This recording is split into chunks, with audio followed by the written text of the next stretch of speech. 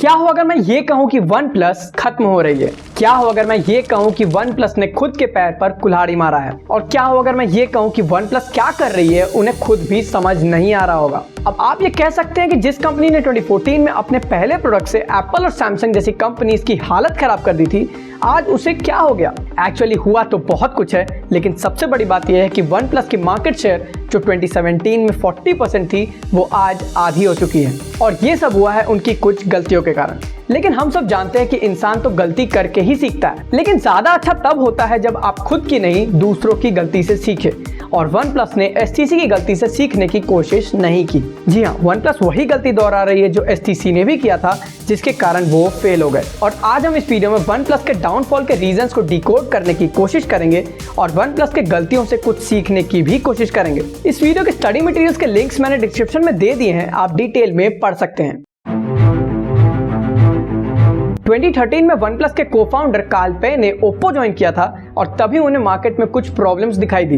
पहले तो उन्होंने देखा कि जो कंपनीज लो प्राइस में फोन्स बना रही है उनकी क्वालिटी बहुत खराब है, और अगर कस्टमर्स को अच्छे क्वालिटी के फोन्स चाहिए तो उन्हें प्रीमियम फोन्स ही लेने पड़ते हैं जो ऑलरेडी ओवर प्राइस्ड है। और दूसरी ये कि कोई कंपनी मिड लेवल फोन्स बना ही नहीं रही थी। इन दोनों प्रॉब्लम्स को सॉल्व करने के लिए उन्होंने ओप्पो से रिजाइन किया और ओप्पो की ही पेरेंट कंपनी बीबीके इलेक्ट्रॉनिक्स के अंडर एक नई कंपनी स्टार्ट की जिसका नाम था वन प्लस। किसी भी कंपनी को स्टार्ट करने से पहले आपको एक बात जरूर पता होनी चाहिए कि आपके कस्टमर्स कौन होंगे, और इसलिए मार्केट को डिवाइड किया जाता है कस्टमर सेगमेंट्स में based on spending capacity, gender, age, religion etcetera. इसे और अच्छे से समझने के लिए हम कार ब्रांड्स का एग्जांपल लेंगे, क्योंकि इसे समझना बहुत जरूरी है। जितनी भी कार कंपनीज है वो अपने अपने कस्टमर सेगमेंट्स को टारगेट करती है। फॉर एग्जांपल स्पेंडिंग कैपेसिटी में देखें तो मारुति लो इनकम ग्रुप को टारगेट करती है, Mahindra Toyota mid income group को, Audi BMW high income group को और Ferrari Lamborghini Rolls Royce ultra high income group को। अब इसी तरह मोबाइल फोन मार्केट में भी दो सेगमेंट्स थे बेस्ड ऑन प्राइस,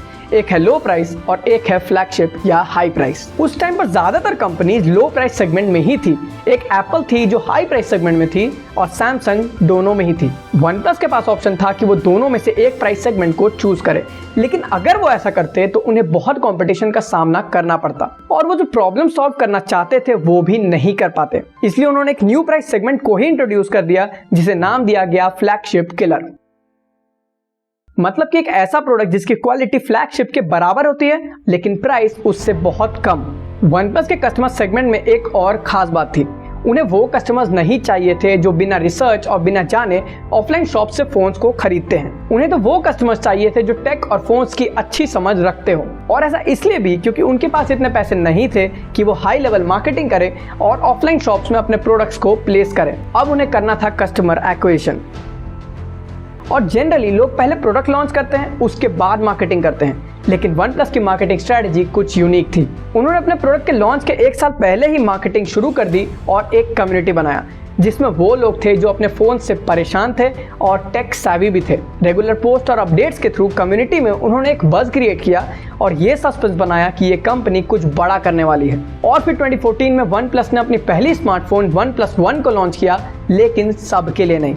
आपको फोन तभी मिलेगा जब आपके पास एक इनवाइट हो, जो या तो आपका फ्रेंड दे सकता है जिसके पास पहले से इनवाइट है, या फिर वन प्लस दे सकती है। इस स्ट्रेटजी के कारण मार्केट में एक फोमो क्रिएट हो गई और वन प्लस की डिमांड बहुत तेजी से बढ़ी। इतनी तेजी से कि खुद कंपनी ने एस्टिमेट किया था कि वो पूरे साल 50,000 यूनिट्स बेचेगी, लेकिन 2014 में ही उन्होंने 1.4 मिलियन यूनिट्स बेच दिए। वन प्लस वन के लॉन्च के बाद इस कंपनी ने एक रेपुटेशन बना ली थी और फिर जल्दबाजी में इन्होंने अपने नेक्स्ट दो फोन्स लॉन्च किए, वन प्लस टू और वन प्लस एक्स, जो बुरी तरह फेल हो गए। लेकिन यहाँ तो कहानी शुरू हुई ही नहीं थी। इसके बाद वापसी करते हुए वन प्लस ने हर साल सुपर हिट स्मार्टफोन्स लॉन्च किए और अगले 4 साल में ही 40% मार्केट को कैप्चर कर लिया।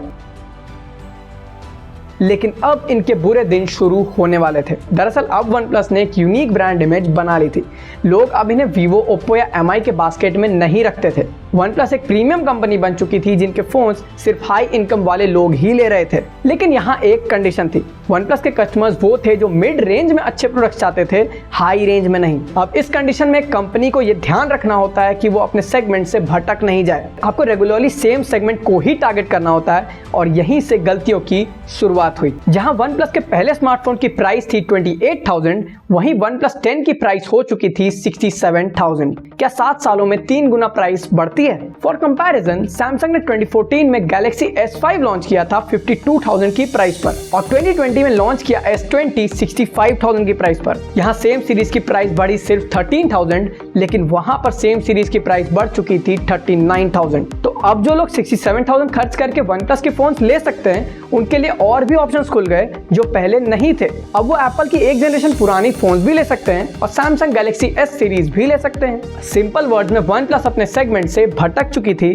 और जो कंपनी फ्लैगशिप किलर बना रही थी वो अब खुद फ्लैगशिप बना रही थी। और सिर्फ इतना ही नहीं, कोविड के बाद उन्होंने एक और गलती की जो थी OnePlus Nord सीरीज, जो स्टार्ट होती है सिर्फ 15,000 से। देखिए, प्रॉब्लम Nord सीरीज में नहीं है, Nord सीरीज तो बल्कि बहुत हिट साबित हुई, लेकिन अगर कोई प्रीमियम ब्रांड अफोर्डेबल सेगमेंट में आ रही है तो उन्हें कुछ बातों का ध्यान रखना होता है। पहले तो उनके दोनों सेगमेंट्स के प्रोडक्ट्स के बीच डिफरेंस होना बहुत जरूरी है और साथ में कम प्राइस वाली प्रोडक्ट की क्वालिटी भी आपके ब्रांड इमेज से मैच करनी चाहिए। एंड आई मस्ट से ये करना बहुत मुश्किल है, लेकिन सैमसंग और एप्पल ने ऐसा किया क्योंकि उनके प्रीमियम फोन्स की क्वालिटी एंड स्पेशली कैमरा बहुत अच्छी है। लेकिन OnePlus के दोनों लो एंड और हाई एंड सीरीज के बीच में ज्यादा डिफरेंस नहीं था, जिसके कारण उनकी Nord सीरीज तो हिट हो गई, लेकिन उनके प्रीमियम कस्टमर्स टूटने लगे।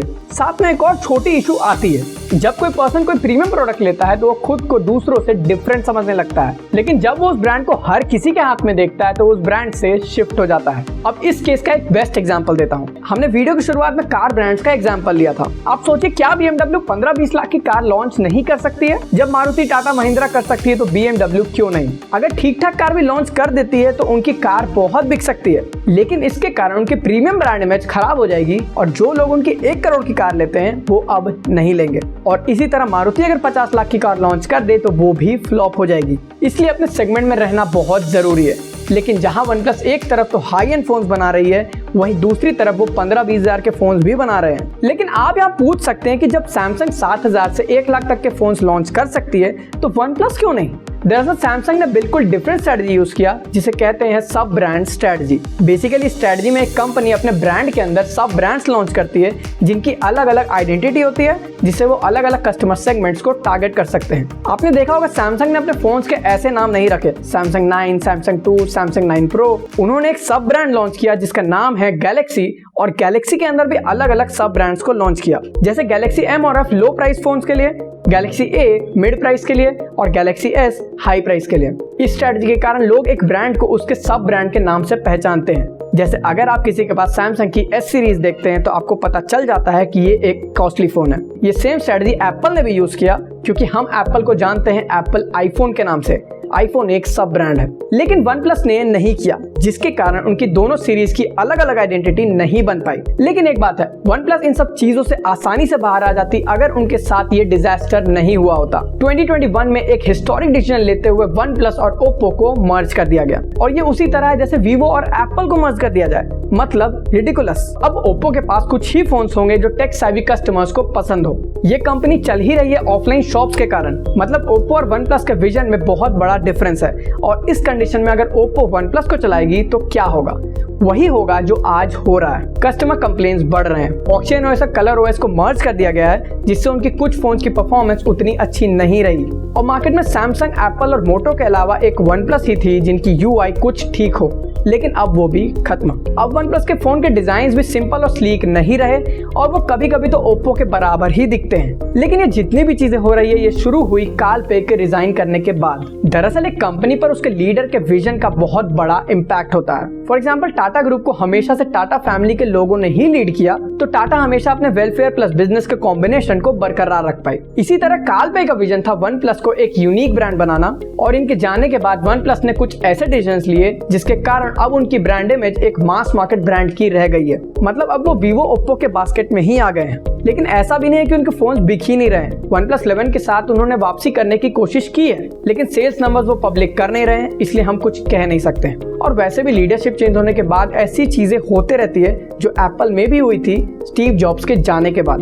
एप्पल पूरी तरह से बैंकरप्ट होने वाली थी जब उन्हें स्टीव जॉब्स को वापस बुलाना पड़ा, और यहाँ तक कि स्टारबक्स को भी हावर्ड स्कल्स को वापस बुलाना पड़ा था कंपनी को रिवाइव करने के लिए। अब OnePlus के साथ क्या होगा ये तो टाइम ही बताएगा, लेकिन मजा तब आता जब हम एक इंडियन कंपनी की सक्सेस स्टोरी बना रहे होते हैं, how this Indian company killed OnePlus। लेकिन ऐसा हो नहीं रहा है, और तब तक नहीं होगा जब तक हमारी एजुकेशन सिस्टम हमें क्यूरियस नहीं बनाएगी। इस पर हमने एक डिटेल वीडियो बनाई है, आप वो जरूर देखिएगा।